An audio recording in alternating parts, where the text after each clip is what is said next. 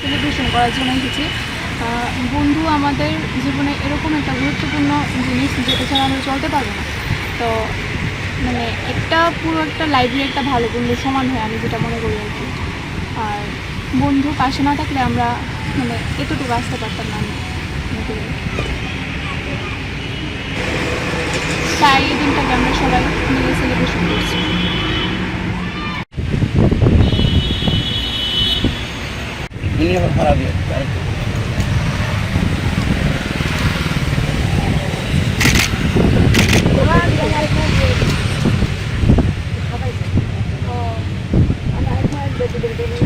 হ্যাঁ,